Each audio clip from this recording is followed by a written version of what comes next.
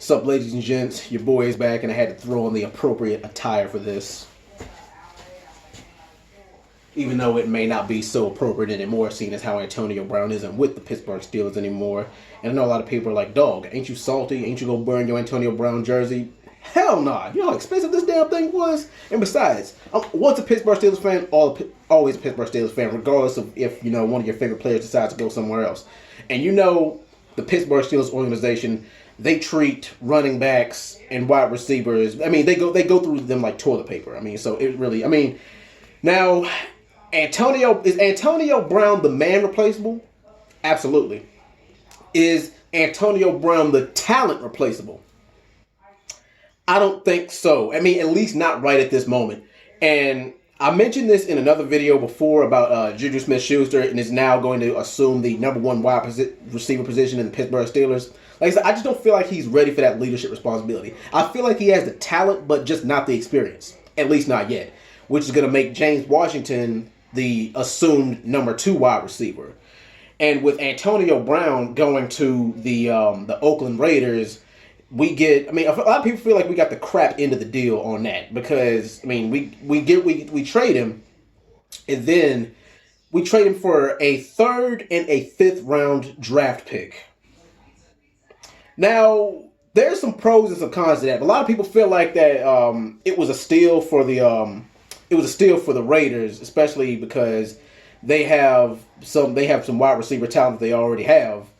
But as far as the Pittsburgh Steelers organization, we have some rebuilding to do.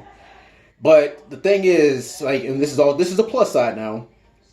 The Steelers are there's some gems in those later rounds. Antonio Brown is proof of that. He was a 6th round pick, and for the past 3 or 4 years, he's been in the top 5, top 3 wide receivers. Hell, just from 2016 to now, you could argue that he's been the number 1 wide receiver in the entire NFL. Now, the only issue with Antonio Brown was the terms that he left on. And Le'Veon, I don't know what it was. But the thing is, this is what I suggested that the Pittsburgh Steelers do, or what they should have done before it escalated to this point. I feel like that Dan Rooney, Art Rooney, Mike Tomlin, Ben Roethlisberger, Antonio Brown, and Le'Veon Bell, I feel like all 5 of them should have got together and had a sit down and just talked before airing each other out on social media, before airing each other out on these sports networks like ESPN and Fox Sports. I feel like they should have got together as men and just came together and talked it out. But then again, I guess if you say one thing if you say one thing behind closed doors, then you say another thing to the media, at that point I guess there's nothing to talk about, because Big Ben's aired out AB's aired out Big Ben, Le'Veon Bell has expressed his issues with the Steelers organization, and I guess at that point there's really nothing to talk about. But there's got to be accountability somewhere. There's got to be some kind of a middle ground. Now, who takes responsibility? Because Le'Veon Bell, he posted a tweet saying that he's he's going to be a free agent. And of course, with Antonio Brown, it's not official until the season or the preseason actually starts. When, he's going to be gone from the Steelers just as soon as the contract is signed and the season starts. But Big Ben throwing people under the bus, that's kind of questionable, especially because I'm hearing that they're going to do a 4-year extension on his deal, which means Big Ben just turned 37 years old last week, which means he's going to be in the league until he's 41. And I didn't really see Big Ben playing past the age of 40. But yeah, there's got to be, because Le'Veon Bell posted a tweet saying, free at last, I'm a free agent, I can go where I want. And with AB and Big Ben getting into it behind closed doors, something is going on. So I feel like something is going on. Something had to have happened between AB, Big Ben, and Le'Veon for both of them to react like that. Something had to have gone on. And like I said, that's why I feel like that they should have had a sit down, or they should have just talked before airing each other out.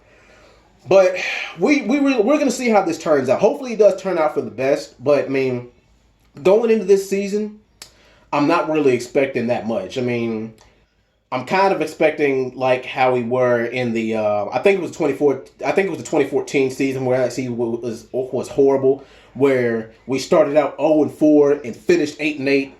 That's the season that I like to wipe from my memory.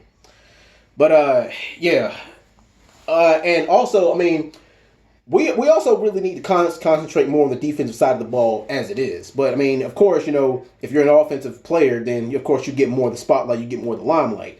But I feel like our front seven, our linebackers are always good. I mean, we always have a reputation for having a fearsome and dangerous linebacker core. But it's just that our secondary has been so sloppy that, it made our linebacker core not matter. Now, for the offensive side of the ball, James Conner, you produced amazing. You did an amazing job stepping in for Le'Veon Bell. The only issue with you is that you have to stay healthy. You got to be 100% healthy at all time. And I know in a league like this, and when you're giving it 110% and judging the responsibility of your position of running back, staying healthy is a hard thing to do because of all the responsibilities you have. You got to run. You have to catch sometimes. You have to block for the quarterback, and you have to block for wide receivers, when they make a 10 or 15-yard break. Kind of like the same responsibilities that a tight end has. But then again, I guess that's what fullback position is for. But the fullback position is kind of dying. The fullback and halfback, running back position these days is kind of interchangeable. You kind of can switch them around here or there, which is kind of what I suggested if Le'Veon Bell had stayed. You could have James Conner play running back, and then you could have had Le'Veon Bell in the slots as the catches, or you could have had James Conner playing fullback and Le'Veon Bell playing running back. It would have been the same thing. But I feel like as far as accountability, I feel like that Big Ben, the pressure this year is really, really going to be on Big Ben because with Antonio Brown gone and with Le'Veon Bell supposed to being out the door, Big Ben, this is when you really have to show and prove. If the Steelers have a losing season next year, or if they don't make the playoffs again, the fingers are going to start pointing at you because you can't point the finger at these two guys anymore. With with Le'Veon Bell going and Antonio Brown gone, we're going to see who the real cancer is in the Steelers organization with both of them gone and with the spotlight being on them. Now, Big Ben, he's a great quarterback. I mean, is he elite anymore? Can you put him in the top 5? I mean, if you were to put 10 quarterbacks, if you were to have a top 10 list of quarterbacks currently in the NFL, I'd say Big Ben would play somewhere around 6, 7, or 8. And that's just me being honest. A lot of people even Steelers fans man, he's top 5. No, you got to be completely honest. Even as a Steelers fan, I place Big Ben in the top 10. I place him around 6, 7, or 8. Reasonably, probably about 7 or 8.